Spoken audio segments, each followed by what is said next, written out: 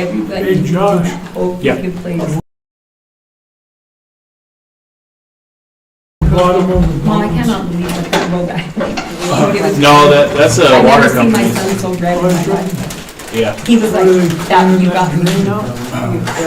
We're using it up on top of the hill, to grade and do some grading.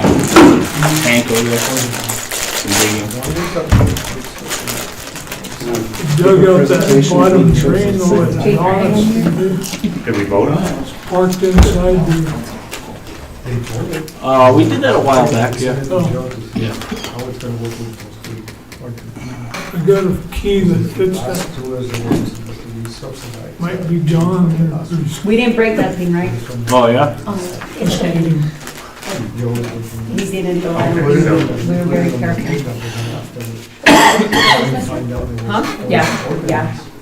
We cleaned all We these. need to change the verbiage on it to incorporate it to the new one. We cleaned the heck out of our yard. I just told Josh I really need. So Wednesday, they're gonna dump it. They have bags. So I think that the idiots like were blowing it on the highway underneath one of the When was the freaking one? bushes, those pretty bushes. You should have seen how long it Okay, took that sounds me. about right.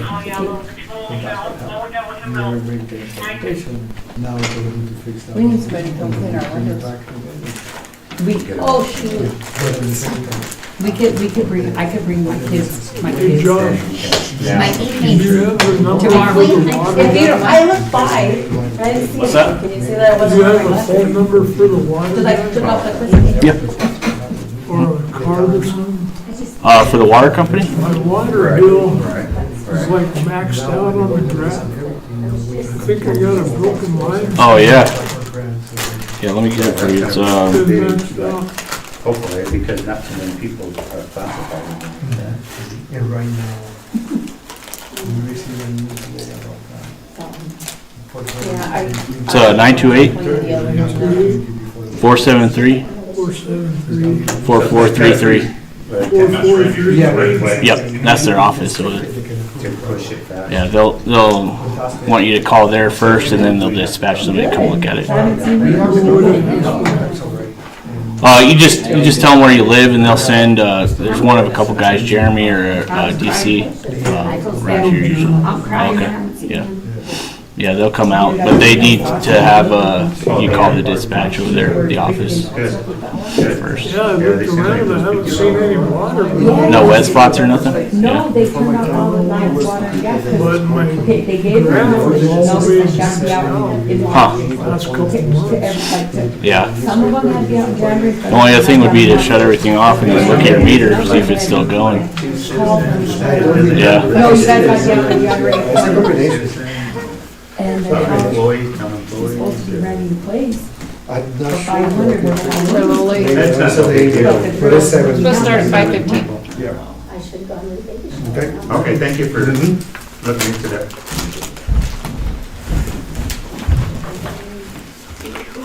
That's a report.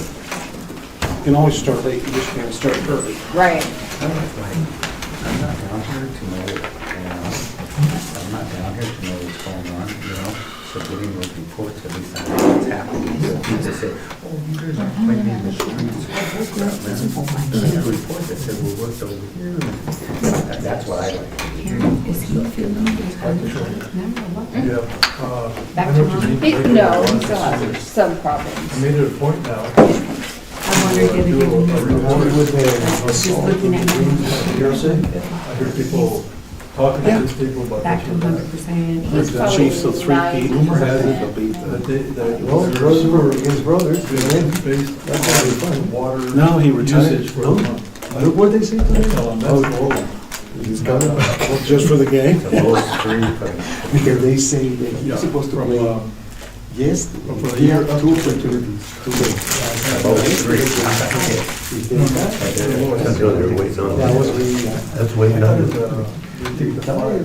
Was it the I 5? think, no.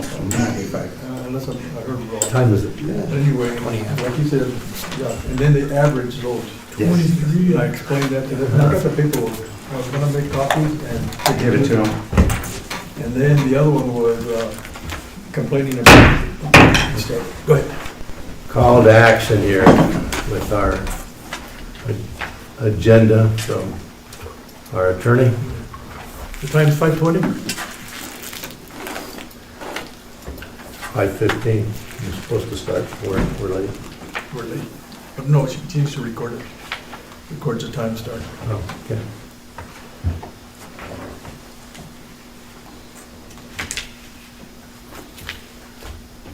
So we're gonna do the pledge allegiance and invocation now and then again later? Yes, always. Call the That's the way meeting it to works. order and go Okay. through We're the... gonna do the pledge allegiance and invocation.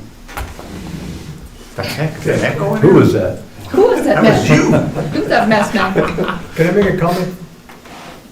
I was notified at one of our meetings, Republicans Club meeting, that we're doing it backwards. We did the Pledge of Allegiance first, then the invocation. They said it's supposed to be the invocation first, so I never really paid attention to that. But anyway, I've gone to several high-level meetings down at the Capitol, and I've come to find out that that's what they do all around. Can you check into that for us? Then we would need to change the procedures, because I think the order that we have it is That's what I in mean. the council procedures, so. Are we out of compliance that way? No, it's just a matter, that's a, if you want, I've got municipalities that don't do invocations. So You know, it's people just- like to criticize us. Oh, Yeah, Miami does everything backwards. Really? Anyway, we can check into that. I would was bringing it suggest that up. the Pledge of Allegiance would always be the first thing at the commencement of That's the what I meeting. thought, but notice the next, what do you call it, the inauguration? That's the one that knocked me over. You open with a prayer, There's no requirement, there's no, just criticism. it's just a procedural matter, however the council wants to do it, but that'll be something that we'd have to discuss. And Joe, you're right, Joe, like I told you last time, nobody listens to me, I just brought it up, so. But we'd have to discuss that as an agenda item at a future agenda. Whatever. Okay, let's pledge allegiance.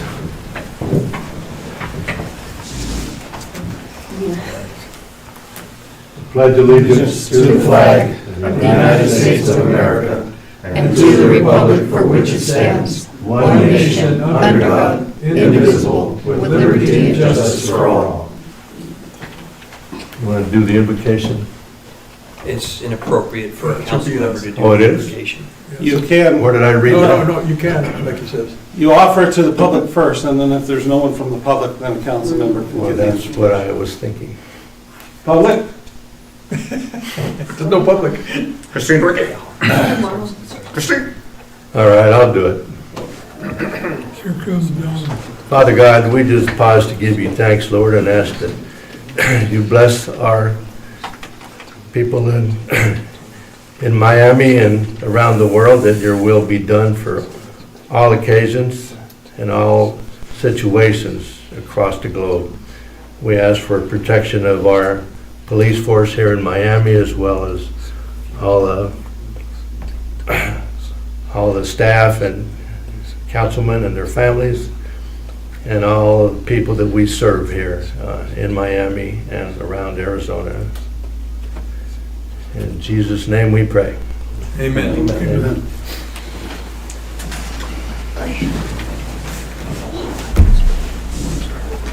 How you doing today, sir?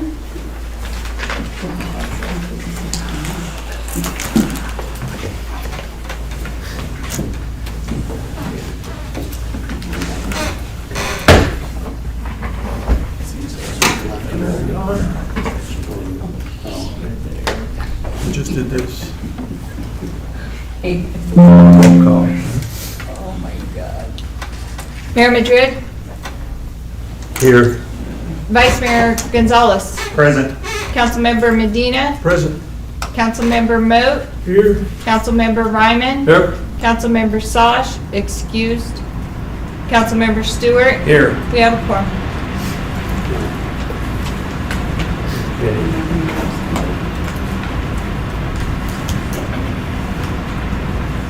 Item 4, business. 4A. Mr. Joe Estes. All right, Mayor, council members, we have a presentation with regard to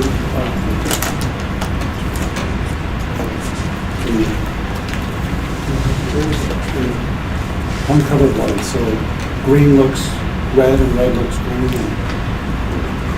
And nothing's going through.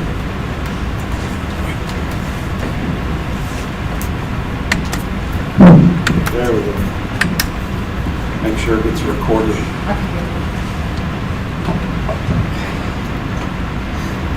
So every once in a while, we do these trainings for the mayor and council with regard to a number of different items. Tonight's is going to be on conflict of interest in council manager form of government. And then future training will be on open meeting law and public records laws. We try to do these trainings at least every year to 2 years, depending on changes in council members, and also it's good for the employees to hear, because it applies to a lot of it applies to the employees and stuff. So we are starting that off. This is the first set of this year's training. So we'll get going. And like I said, we're going to go over conflict of interest and council management form of government training. So those two areas run hand in hand. So just as a basic introduction, democracy is defined as a form of government where the power is vested in the people and exercised through a system of representation.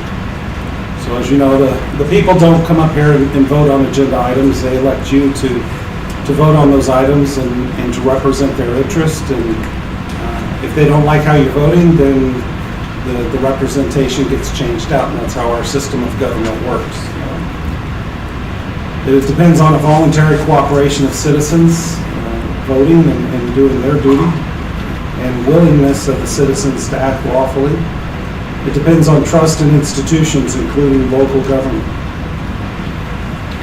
And the one thing I really love about local government, about city and town work, is that it is democracy at its basic level, and I believe has the greatest impact on the day-to-day lives of residents in the community. Everything that the council does has a direct impact on the community. And so that's why I enjoy working with cities and towns and being a part of that process, because you see those things that you work on get implemented, and you see you can see the immediate effects, as opposed to some federal government projects that take decades just to get approved. So let's talk a little bit about the basics of the council manager form of government. So this council manager form of government combines a political leadership, mayor and council, with the managerial experience of an appointed professional local government manager, town manager. And this model is used by virtually every local government in Arizona. There are other types of forms of government, strong mayor form of government. This type of government is almost exclusively used in Arizona, and has been for almost 100 years since this type of government was introduced. And it's most closely compared to that model used in the private sector, where you have a board of directors for a corporation, and then there's the chief executive officers that report to the board and manages the day-to-day operations of that corporation. So here, essentially the chairman of the board would be compared to the mayor. Board members would be members of the council. The CEO or administrative role would be aligned with that of the town manager. And so in that form of government, that's where the council, the manager works closely with the mayor to ensure that the policies of the town council as a whole are implemented. And that's why it's important for the council to establish policies and goals and objectives. And then the mayor works with the town manager closely, because the mayor works with the town manager on putting together agendas and coordinating the meetings. The mayor is one vote on the council, but as the figurehead of the community, has additional responsibilities. So this is just a simple graphic breakdown of the council manager form of government, where you have the community, the electors, they elect the council establishes the policy and vision, and then that gets passed on to the manager, who does the implementation and runs the day-to-day business. So, Mayor and Council, you are the legislative body in the council manager form of government. And the reason this form of government was created was to avoid certain things like cronyism, influence peddling, graft, secret arrangements, partisan decision-making, hiring based on connections rather than objective qualifications. A lot of the issues that you can find where all of the control was placed in one person or very few people. So know that the system's not perfect. I don't think there is a perfect system out there, because we're not perfect. You know, everybody is fallible, has issues. But it's designed to make sure that professional municipal employees are responsive to the public, and that the government resources are spent in the most efficient, objective manner possible, while elected officials set the policy direction and the priorities of the town. So the council manager form of government creates a bright line between the adoption of town policy and the administration or operation functions of the town. Again, the elected council is ultimately responsible for making the policy decisions about town functions, such as budgets, tax rates, planning and zoning, general plans, long and short range town goals, contract approvals, etc. And then the town manager implements those. The council receives information and recommendations from the town manager, and in assisting the council to oversee the performance of the government. So the council is the link between the citizens and the community and their local government. You guys are out there on a day-to-day basis. Something goes wrong, typically somebody from the community is calling one of you and explaining what the issue is and what their concerns are.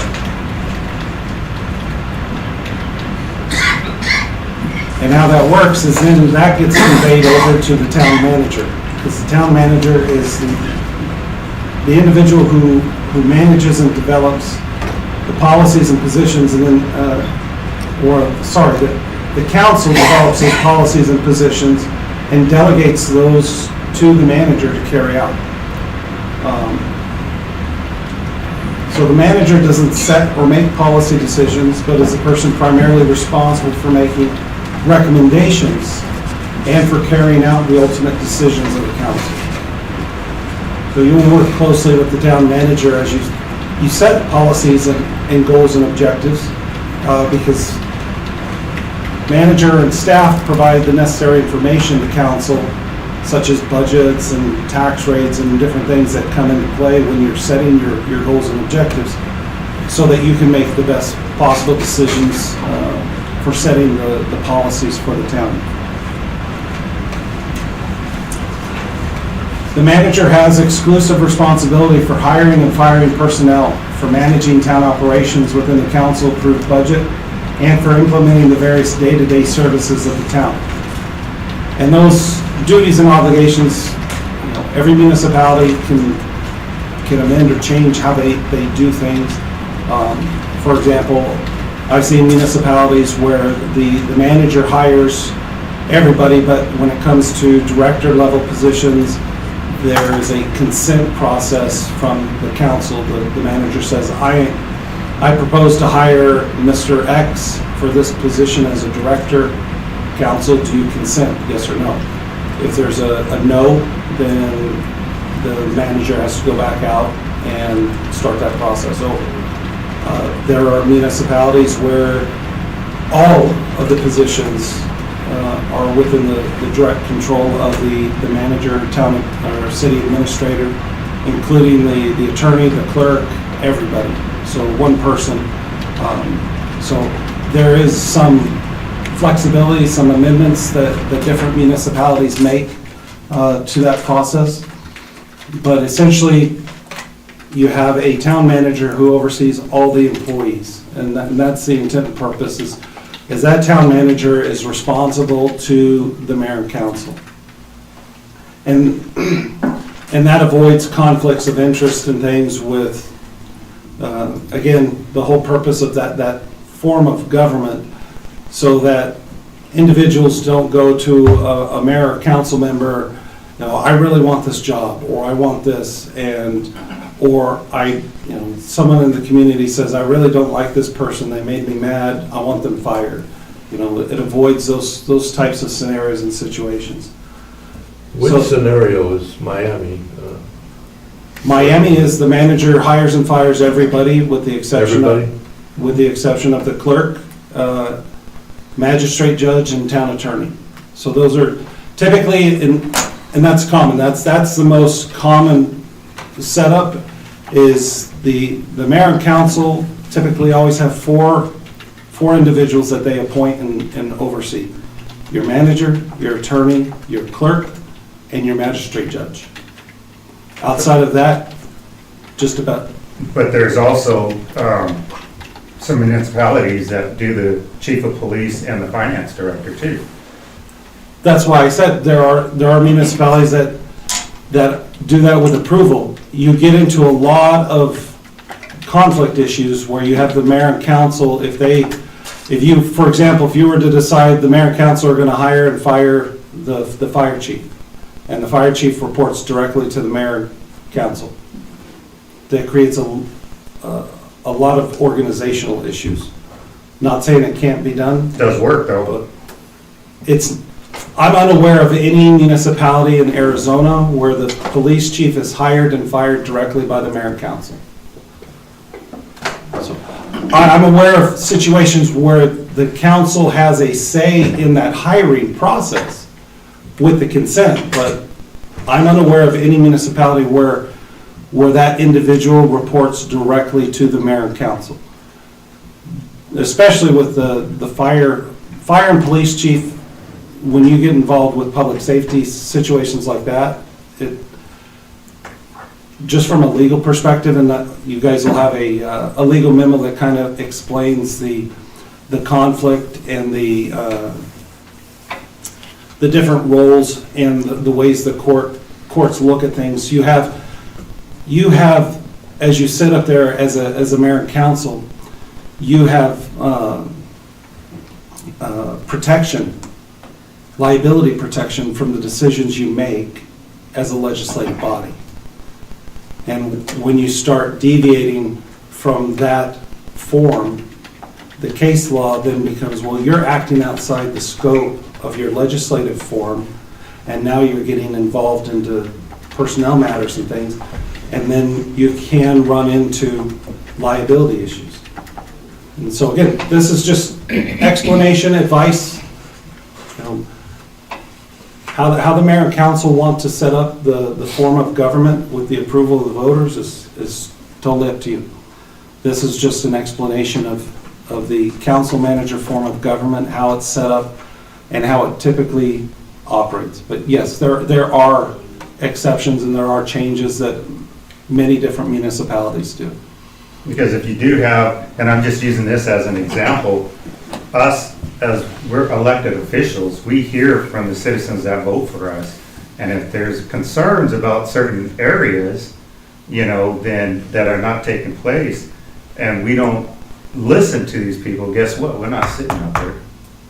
They won't vote for us on the next Right, but election. the way that works is you take that to the town manager, and if the town manager doesn't address it properly, then that's the individual that you that you would have the control over.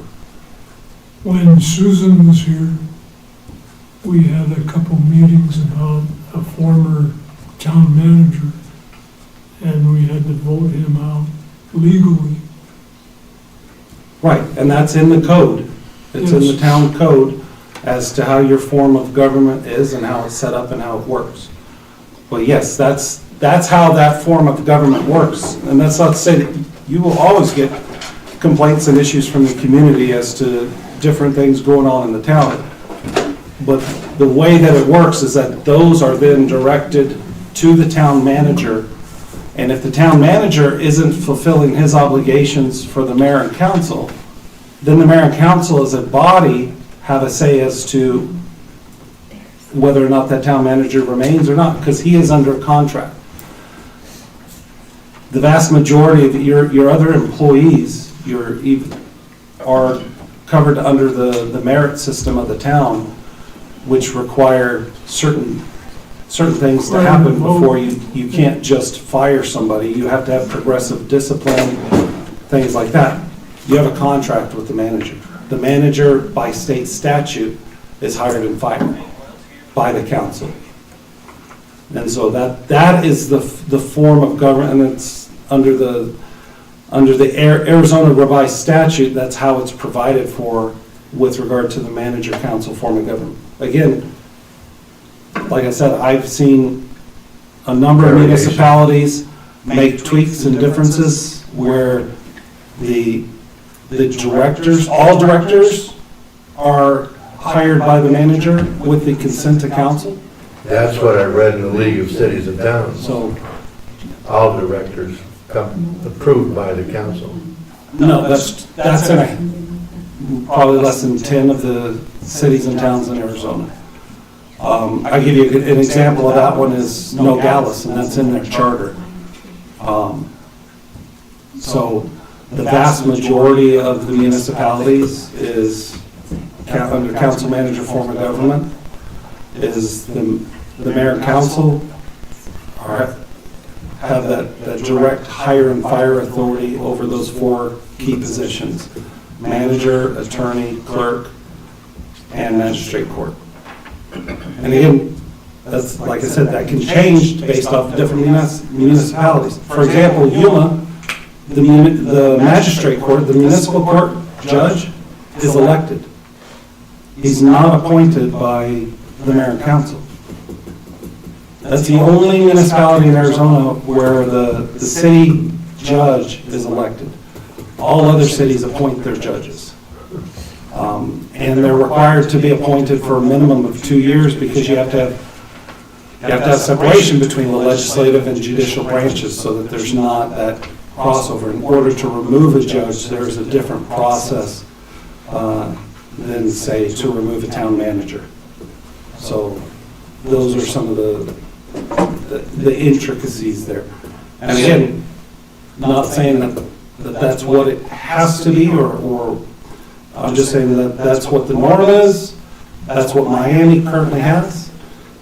If the council wants to look at amending that, then there's that process where we would have those discussions. Would require a code change, which is done by way of ordinance.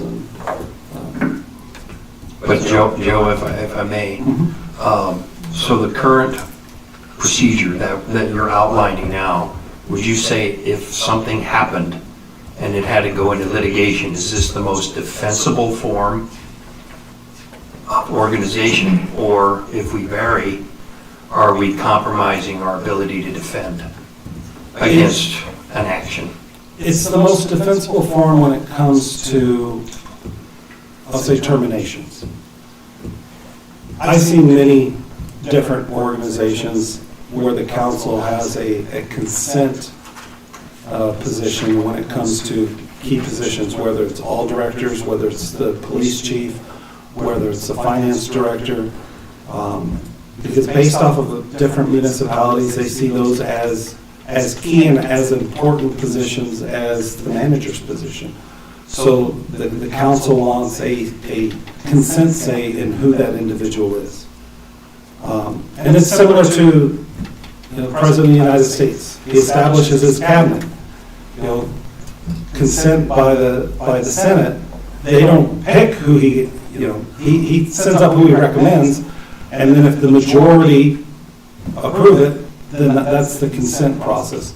So there are municipalities that do it that way. There are some that do it that way for all directors. There are some that do that for specific directors.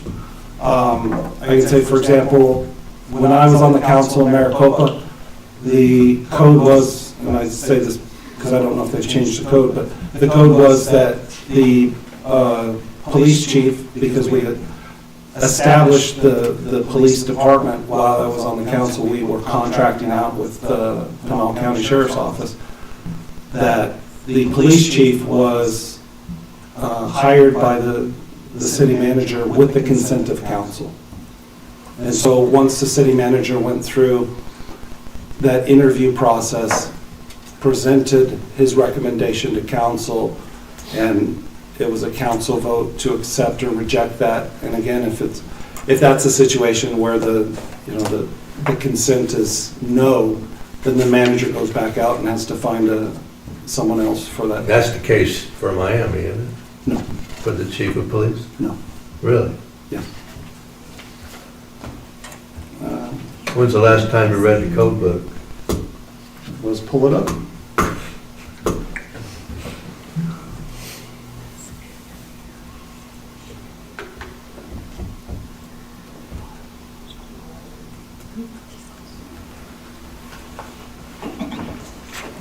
I know that Susan counseled us to be very careful and choose your words wisely.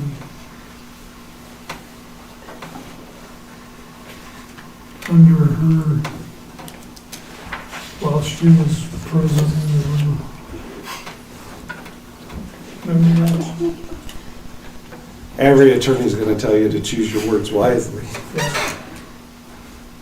So let's take a look at what we currently have.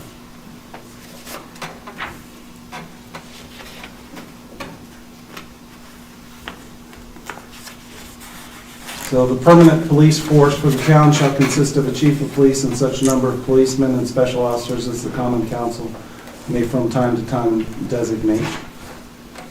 The office of chief of police shall be at the Miami Department at 804 Sullivan Street, Miami. Those types of things I recommend be taken out of code, because when you designate a specific location in code and then you have to change or do a temporary change, then you have to do a code change to update that kind of stuff. Yeah, the reason I asked is, I know for a fact that I read this in the code book, that the chief of police and the police department report to the mayor. The mayor oversees it. Don't shake your head no, I'm telling you, I read it. So it says here, It's in there, and if it's in there, it's supposed to be the case, right? So it says, all policemen in the town shall be hired upon the recommendations of the chief of police of the town and the approval of the town council. Who does the chief of police and the police department report to? What I read was the mayor.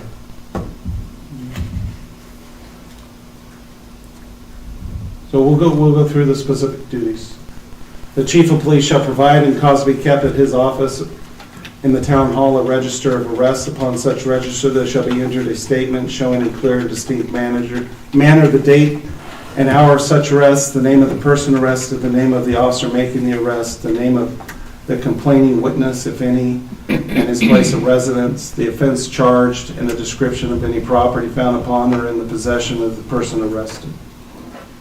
The chief of police shall also have authority to investigate, analyze, and implement any and all necessary addition, removal, modification of traffic control devices, including but not limited to regulatory warning and advisory signs such as speed limit related signs, parking related signs, etc., roadway striping and markings within and adjacent to the public right-of-ways, and easements dedicated to the town within the town limits as deemed to be in the best interest of the town and health and safety and welfare of the public, subject to the approval of the town manager or town engineer, and in compliance with other related ordinances, standards, and regulations established and implemented by all local, state, and federal competent jurisdictions.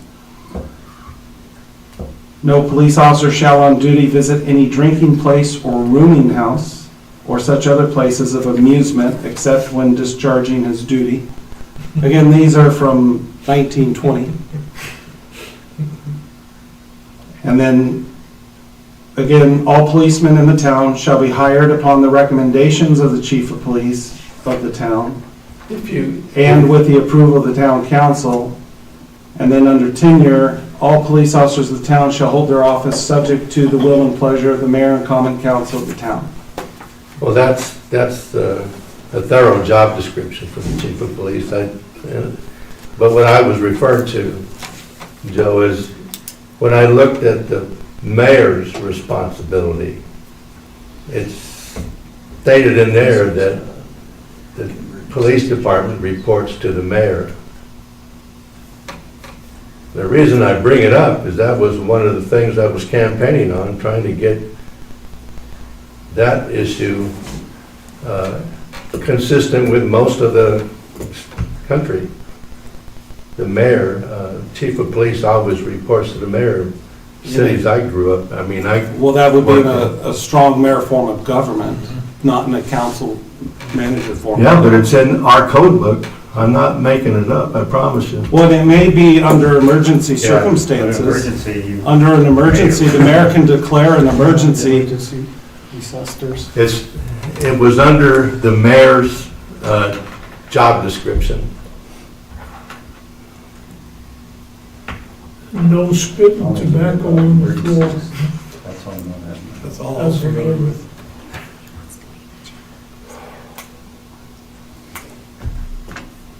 So under the code,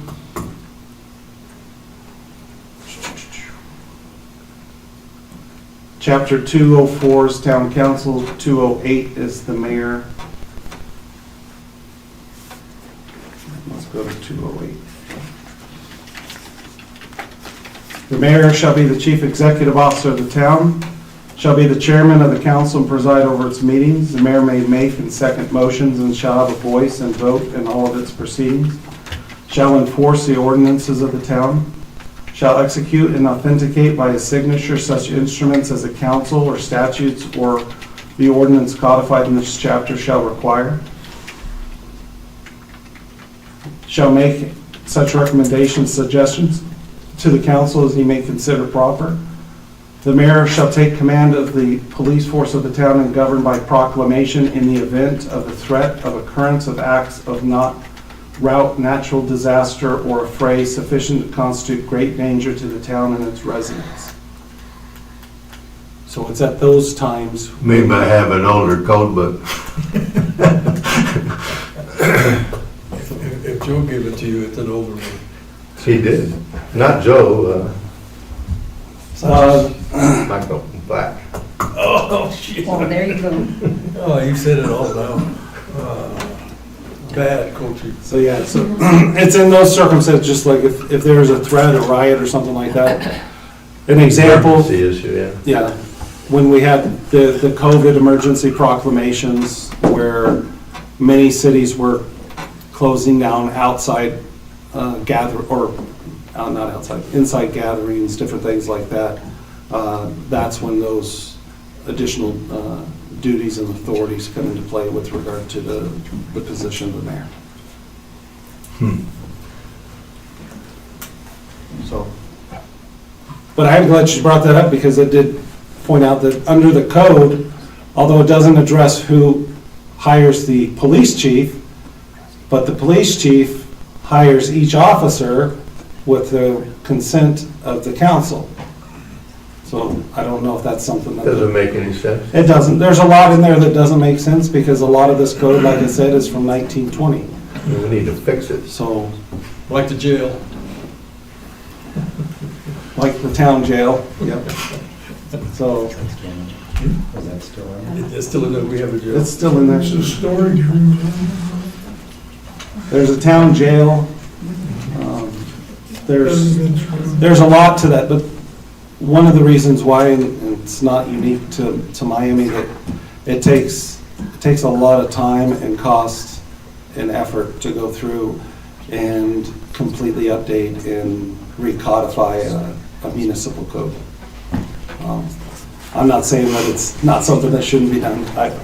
I've mentioned it on a number of occasions, and we try to address certain things. Like I think one of the parking things that we addressed a couple of years ago was the removal from the code of the 5-cent parking meters that were still in the code. The meters are gone. I think there was still like requirement for bicycles to be registered with the police department. Yes, Um, I remember the day. Yeah. Yeah, I had So we had that discussion where we all remembered having to register your bikes with the police department and things like that. So there's a lot to the code that should be updated, because I want to say from 1920, I have to go back and look and see when the council manager form of government was really established and became more prominent, but I think it was after 1920. So, you have a code that was implemented in different times, and yeah, it could use some updating. I know in '97, the town of Miami did do a code update. They paid a company to do it, but I don't understand, like, some of that stuff should have been cleaned up then, so I don't know, like, what company did it. I just know that they approved the recodification of it Then we What need year to- was that? in '97. 97? Then we need to find that 97 recodification.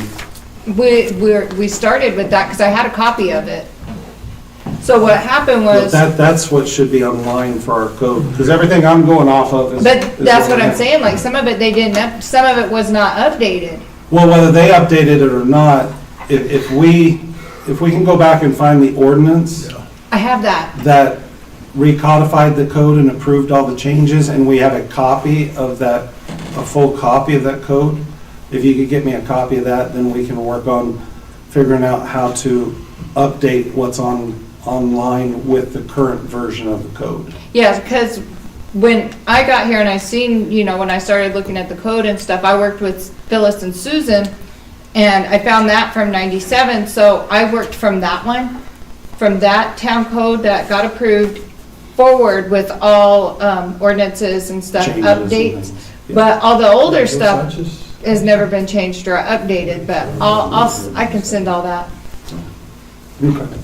I was still in school. You remember Kitty Weimer? Oh, you missed some action. Oh, this council has been dangerous.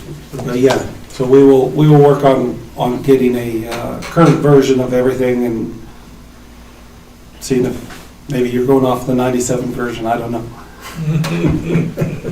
But whatever it is what it is. That's always my philosophy, until you change it, and then we work off of that. So let's see. Getting back to the presentation of, again, the manager has a responsibility for hiring and firing the personnel and managing the town's operations. The manager and staff, they do the background research on various topics and issues for the council, and they're there to provide objective pros and cons on those policy alternatives so that the council can make, again, the best decisions possible. So they're essentially like your research arm element. We want to implement these types of policies, bring us back pros and cons on X, Y, and Z, and so that then the council can review those and go through those and make the determination. Again, the manager serves at the pleasure of the council and can be dismissed at any time with the vote of the majority of the council. So does the town attorney.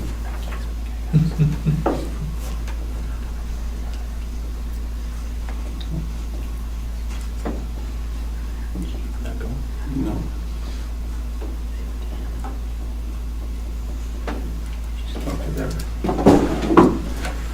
So again, the system's intended to diffuse the political power among all elected officials so that not one individual, the mayor or council member, can dictate town policies and procedures and hire or fire personnel and make changes in the government structure. Wait a minute.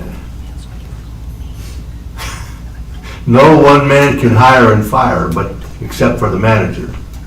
Who the council oversees. And again, it's, like I said, diffuse the political power among the elected officials. You as the elected officials all have the same voice, all have the same vote when it comes to those decisions. So like I said, Somebody in mind, No, no, I'm just trying to get it straight. I want to know who's what. Well, for example, a good example is the strong mayor form of government's New York City. You got Mayor Eric Adams as the mayor, and then you got a city council. The city council establishes the city laws and regulations and rules, and the mayor runs the day-to-day operations of the city. That's a strong mayor form of government. That's not a council manager form of government. So those are, you see a lot of that different older type of forms of government on the East Coast. But here, when you come out towards New Mexico, Colorado, Arizona, Nevada, California, it's the council manager form of government. There are some, and you may see it typically in the larger communities like LA, where the mayor is a strong mayor form of government. Again, that's up to the voters to decide on what type of form of government they want. And they could end up changing it. Subject to provisions of state statute, there is Title IX of the ARS is what provides for and sets up how local municipal governments can be formed. Mayor, council, town manager, city manager, moving from a town to a city form of government, moving from a city to a charter city form of government, all those procedural requirements and things like that. So the difference between that, there's a big difference between a charter city and a general law city or town. As a general law town, you have to follow what the legislature has dictated for those rules and responsibilities in Title IX. A charter city has more control over those matters that are considered of local concern with regard to property, taxes, different things like that. A good example of that is under ARS, I know they're looking at amending it to update the value of it, but for example, last year, if a city or town that was a general law city or town had a piece of property that it wanted to sell, and that property was valued over $1.5 million, the council could not decide to sell that property without that going to a vote of the people. So then you'd still have to do your RFP process and put it out for bid. If you had somebody who was interested in buying and developing that property, it would have to go to the vote of the people first, which could take up to another year in time with establishing a special election, notifying the county, and doing all those different things. A charter city can have, if they want in their charter, a provision that the mayor and council controls and has final say with regard to all town property. So whether that piece of property was 1.5 million or 10 million, the mayor and council could enter in, could say, we want to develop out this property, submit it for RFPs for developers and ideas, come back and make a determination. There's still public bidding and hearing processes and stuff, but then they can make that decision. Whereas a general law city is anything over a specific value that's established by the legislature, the town has to follow. So there's certain differences there, but you can't be a chartered town. You have to be a charter city. So if you're a town, you have to become incorporate as a city, which is a process, and then from that go through the process of a charter. 3,000 people or more? Yeah, there's population requirements, and then from even being a city going into being a charter city, you have to put that to a vote of the people, and they have to agree, yes, we want to become a charter city, and if they say yes, then they elect what's called a board of freeholders, 14 individuals that are then tasked with putting together a charter, and you have 90 days to do that, and then hold another election to approve the charter.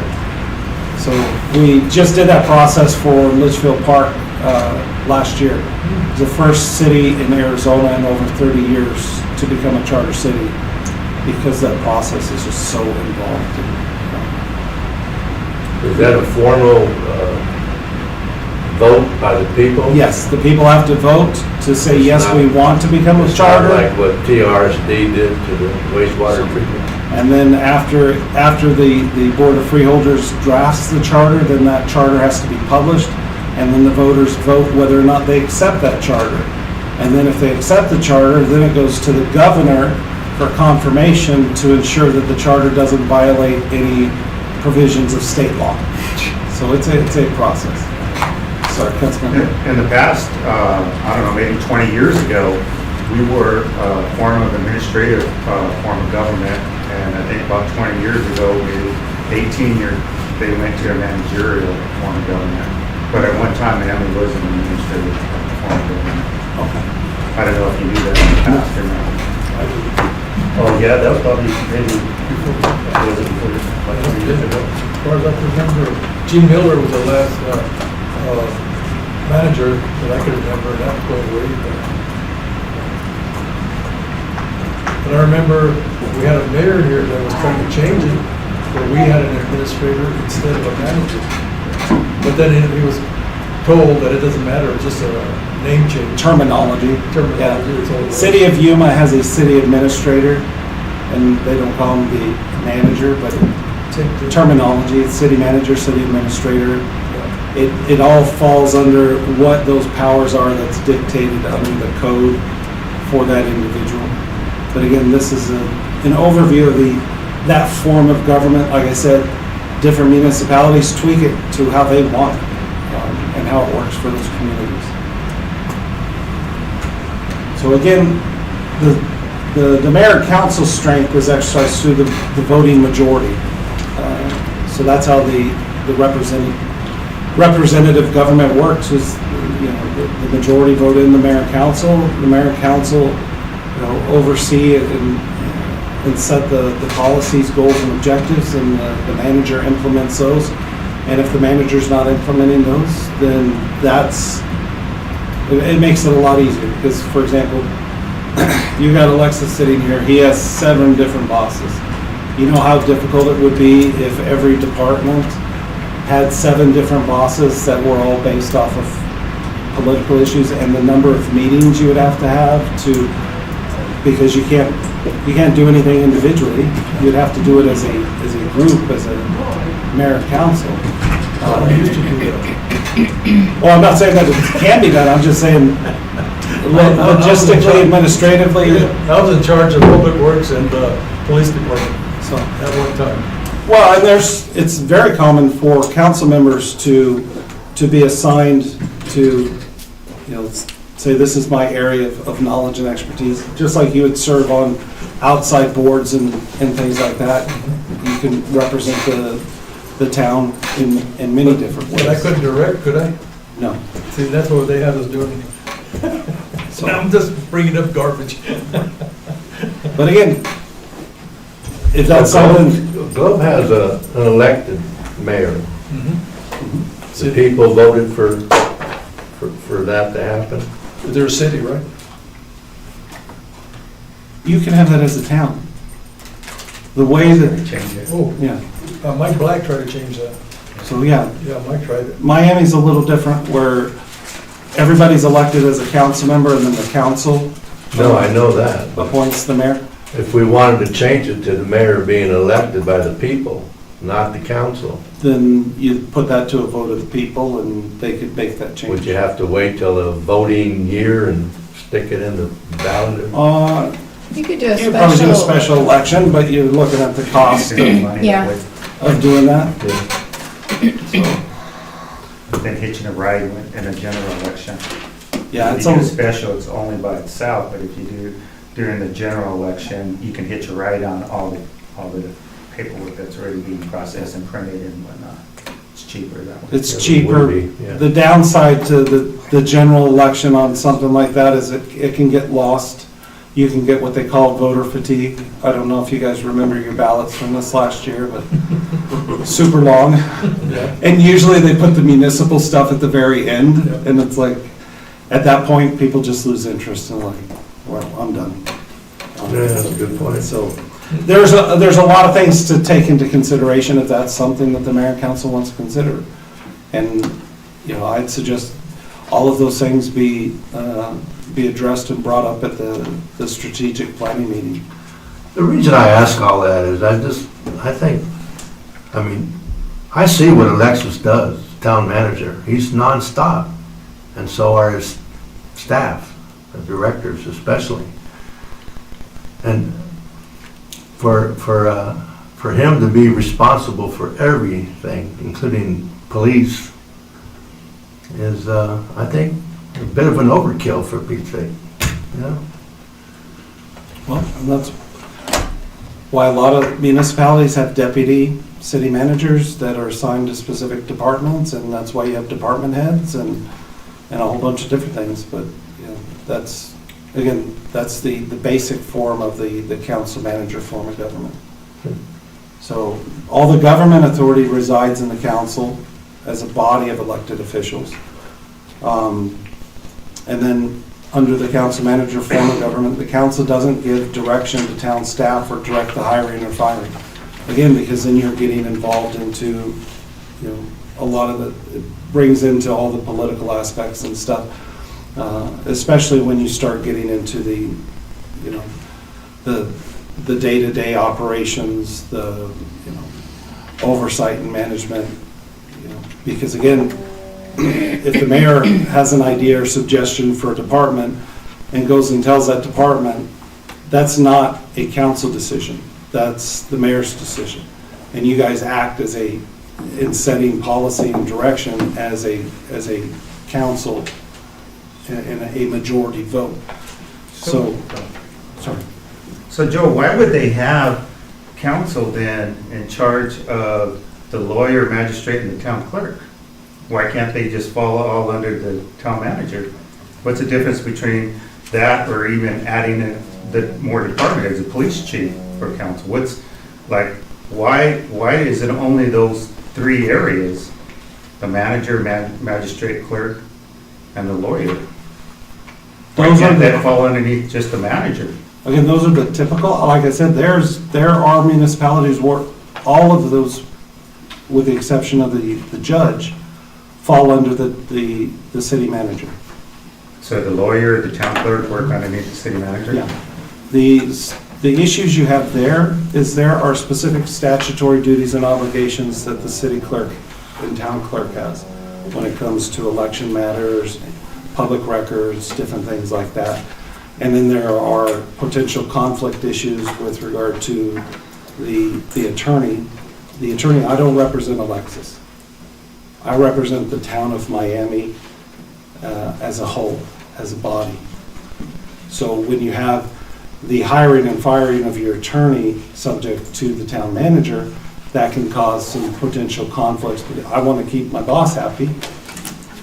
So what if my boss is doing something that the mayor and council really doesn't like? And then who am I going to give the advice to? So, But that would be every department head then, right? Those department heads aren't governed by rules of ethics like attorneys are, though. Police chiefs are. Not the same rules of ethics that lawyers are governed by. They've sworn on as officers. Well, they're sworn officers and they're post-certified, but they don't have the ethical rules that the attorneys do. You can go pull up the rules of professional responsibility that govern attorneys, and it's across the board. You know, if I violate an ethical rule, somebody can file a complaint, the state bar can do an investigation, I can be disbarred and removed as an attorney. So there are guidelines and rules that police officers also have to follow, and they can be removed based off of have their post certification removed and stuff like that. But I'm just, again, this is a basic general overall explanation of this type of government, how it typically works. If the council wants to look at amending that, changing it in any way, my suggestion is that you have that discussion at the strategic planning so that you can look and say, this is what we think is going to work best, and if you want to, that's again totally a council decision. But the meetings to discuss that would be open to the public. Absolutely. As it should be. And the process to make those changes would be code amendments and ordinances and different things. Very interesting. Like I said, there's no perfect form. This is, trying to do it is in a way that addresses prior issues and different things that can come up with different forms of government. Yeah, And that's not to say that that it can't be changed, that it can't be tweaked, that it can't be violated, or, you can always have issues with it. So. And the reason for, essentially, for the manager hiring and firing the employees is it takes undue pressure off of the staff, and it gives them, they know that it's less political. The town manager position is very political because it's hired and fired by the will of the mayor and council, which the mayor and council can have a substantial change every 2 years, right? So you see that a lot, and that's why I want to say as of last year, the average tenure of a city manager in Arizona was 3 or 3.5 years. Jeez. Well, you get into an issue, 3 of you or 4 of you could be gone next year, and 4 is a majority vote, and 4 could change the whole direction of how the city goes. So if you have that with every single department, it makes government flow less efficiently. And then it creates those department directors or those areas that then tend to have more influence because of political whims. Your manager is already influenced by political whims because the mayor and council is influenced by political issues. And that is the individual that then, I've seen municipalities that go through a manager once a year. It's that difficult. That is ridiculous. So I've seen, managers where I think it was he retired last year, the year before, the town of Queen Creek manager had been there for almost 20 years. So just every municipality is different, but a lot of it depends on the mayor and council and the cohesiveness and consistency, because if you have substantial change, that didn't, I've seen where, people run on a campaign of change. I'm running to get rid of the town manager. And then those group of individuals get hired or get elected, and then town manager's gone. Because that town manager position is subject by state statute to majority vote of the council. When I attended the Citizens Academy in Cologne, they had a chain of command that they had to do a report monthly and give it to the town manager that presented it to the mayor on whatever they wanted to do. But there was definitely a chain of command through every district. Well, and just like, although Alexis is responsible for all the employees, you go into a much bigger municipality, say Mesa. The city manager in Mesa still has that ultimate authority, but that gets delegated down to the deputy city managers, department directors, things like that, where, the department director is going to be in a better position to make a determination as to the employees under that department. And so, although I say that, the manager has that ultimate authority, it does get delegated down, and it's managed through department levels or even sub-levels in departments, depending on how big they are. So that's the understanding that I have anyway, is that the town manager is working with his directors to move things forward. I mean, he's not going to sit there and study all of it himself and Correct. not include his directors. I mean, they're pretty busy getting the job done. Well, that's why you have professional directors for the different departments. Yeah. You know, because you've got public works and all of the things that go on with public works. You've got utilities and all the things that go on with utilities.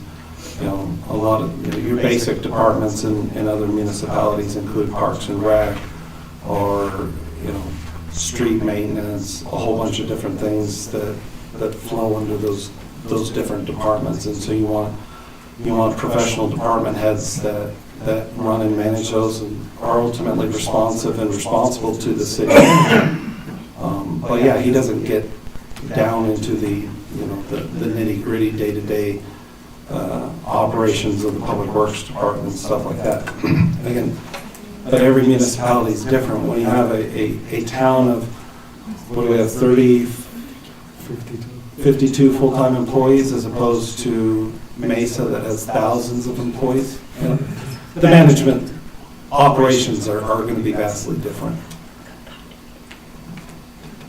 So, and the other thing that it does is it relieves that pressure from, again, you can have the mayor and council soliciting support and stuff from staff towards their elections and things like that. So that's why there's the whole design of that form of government is try to remove as much as possible the political aspect of municipal government from the operations. You're still, like I said, that's still going to be, there's still an issue with your manager, but you have, you know, public works employee doesn't have to say, well, if I do this, I don't know if I'm going to, you know, if the two of the council members are going to be happy with it, but three of the council members are not, you know, it makes it a lot easier to manage that type of government. I would say management of a municipal government is one of the most complex types of management that you have.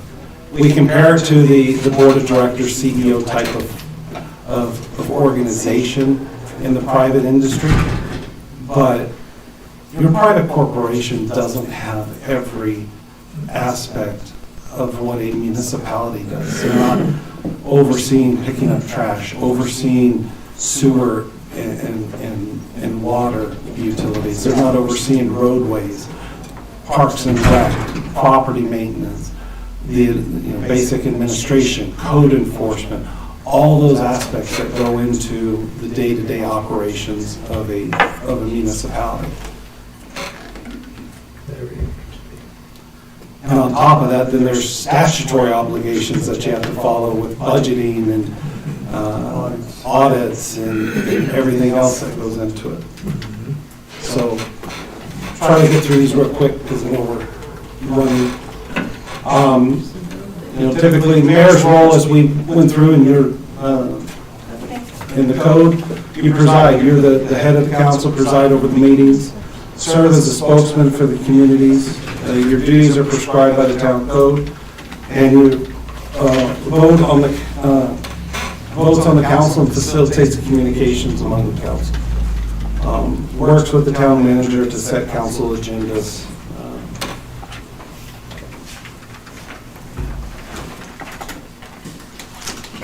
So there's a clear distinction between the administrative role of the manager and the political and policy roles of the council that are then led and organized by the mayor. But again, that is a council decision when it comes to what those policy roles and objectives are. The council essentially focuses on the big picture, the goals and objectives, and the manager focuses on the day-to-day small picture, day-to-day operations and implementations of those goals and objectives. So the residents and businesses of Miami are entitled to have a fair, ethical, and accountable local government, a government accountable to the people, independent, impartial, and fair, in that the use of public office for public good and not for personal gain, so that there's public deliberations. So when we get into that, these are recommendations. There isn't a state law that says you have to do this, you have to do that. The council has adopted its own policies and procedures and ethics and things, and so you have your own rules that you follow here in Miami, but you're supposed to not have abusive conduct, personal charges, verbal attacks, character motives, follow the council procedures, keep informed on public issues and listen to the public discussions, base decisions on merit, and adhere to the council manager form of government as it's established in the code. So conflicts, this also ties into this form of government. You're not to use your official position to influence decisions where a member has a financial interest or a conflict of interest in their specific state statute, Title 38, 504. And that's why you guys do annual financial disclosure forms, which are coming up due right into the month. So there should be no personal gain by virtue of public office. No, I'm gonna bite my tongue on that one. I'm gonna say, unless your last name's Pelosi. Respect confidentiality of information and you don't use it for your personal gain. Gifts and bribes, never use official position to secure, never accept anything of value, benefit that would not ordinarily accrue in the performance of official duties.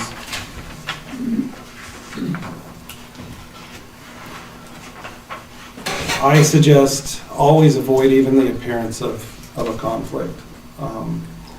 You know, there are specified actual conflicts that are detailed in town, or not in town code, but in state statute that everybody's governed by. But there's even those instances where, you know, there's an appearance of a potential conflict. My suggestion is always that if you can't be impartial and unbiased in a decision, there's no harm in saying, you know what, so-and-so is my best friend. I don't have a legal conflict, but I've got a personal bias. I'm gonna recuse myself from voting on this matter or something like that. Not required, just there's best practices part of it. You know, other is like you don't use town stationery or resources to promote personal interests, and that's specific. You know, even more detailed when it comes to election issues and stuff. You cannot use town resources or stationery. Explicitly state when you're expressing a personal opinion. You know, you guys are out there all the time, whether it's on radio or in front of people or groups and things, and so if you're stating something that's a personal opinion, just try to make it clear so that it doesn't get misconstrued as, oh, that's the position of the town of Miami. And especially if it's a situation where the council's voted and you may be one or two individuals who voted against what the decision was, you still, then that's the decision of the council, then everybody gets behind that decision and that becomes the official position of the town. So questions that you would look at to identify conflicts: will my decision have a positive or negative impact on my interest or that of my relatives? Do I have a monetary or ownership interest? Do my relatives have a monetary or ownership interest? Is my interest other than those is designated as remote interest? There are specific things that are in state statute that are identified as remote, to where they may involve a pecuniary matter, but it's of such low or remote concern that the statute says that shouldn't impact your decision, so it's not a legal conflict. And so in doing all this, you know, especially if you live in a municipality where you have family members that live and stuff, you need to know what their interests are, because you need to know if something's coming before council. If you have a family member that has an interest in that, and it's a pecuniary interest, then you have to declare that conflict. And a violation of the conflict statutes is personal in nature. It's not something that goes against the town. It would be something that would be brought against the individual member and can be ultimately charged out either as a felony or a misdemeanor based off of the level of the infraction. So relatives, your relatives are your spouse, child, child's child, parent, grandparent, brother or sister of the whole or half blood, and the spouses and the parent, brother, sister, and child of a spouse. So those are the group, you know. Second cousin twice removed, not a conflict. Unless you live in Tennessee, then it's your sister and your aunt. The number one question in Arkansas for family laws. Now, if I get a divorce, is she still my sister? Get her done. Get her done. Just trying to make things a little. It's kind of that way in Miami too. Everybody's related I'm not to going to say everybody. no.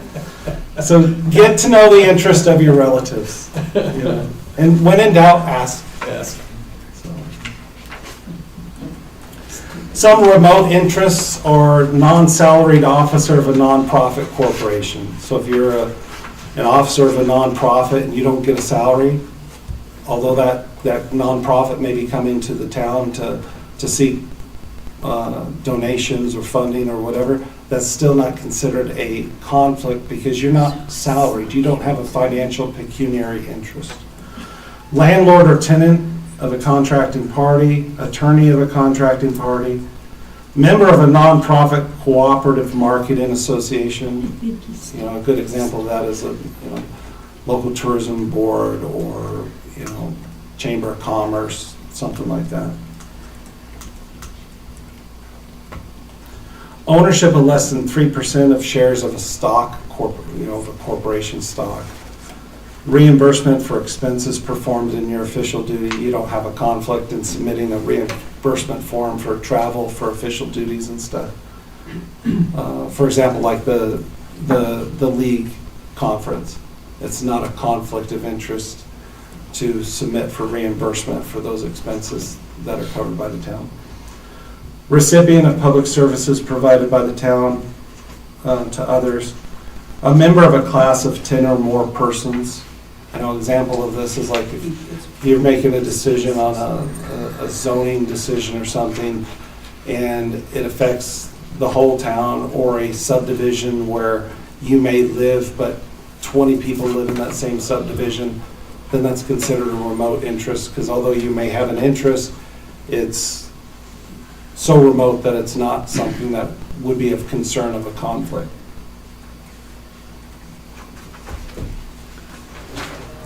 So if you do have a conflict, you declare it, you don't take part in the discussion or action, and you make the interest known in the public records. There should be a public officer disclosure form. You fill that out, you file that with the clerk, and then you also declare that at if it's an agenda item, when the mayor calls that item, you'd say, Mayor, I want to declare a conflict. My brother owns an interest in this contracting company, so I'm going to declare a conflict. And then you would step off the dais and go into with the rest of the public so that there's no perception that you're participating in the discussion or action on that item.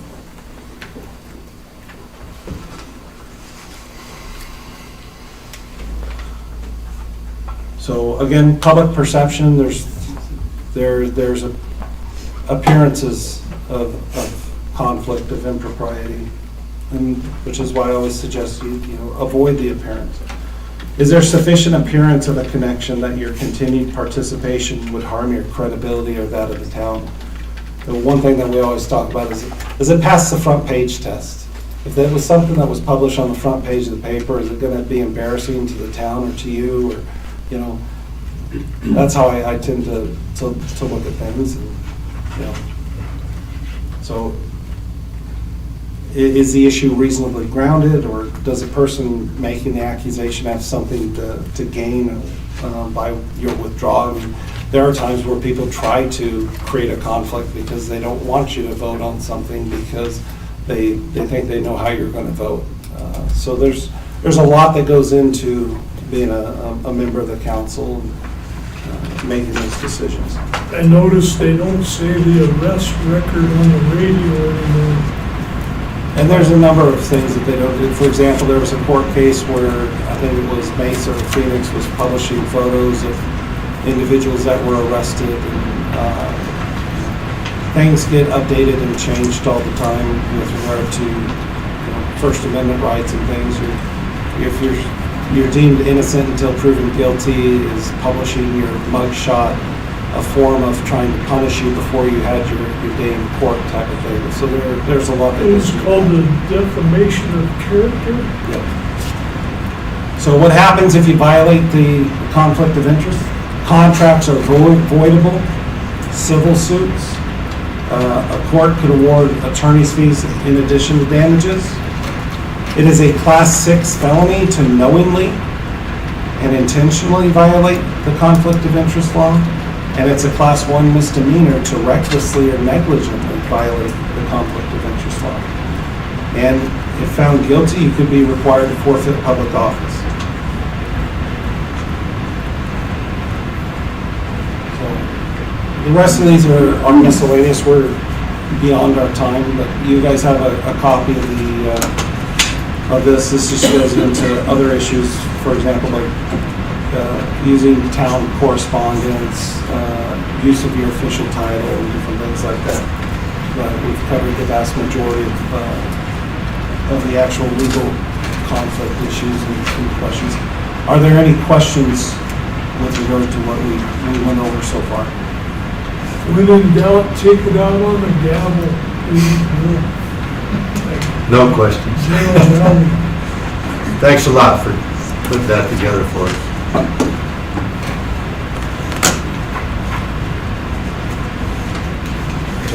Last I heard, Joe, was next August that you're going to do a session, the big cities on the managerial form of government class.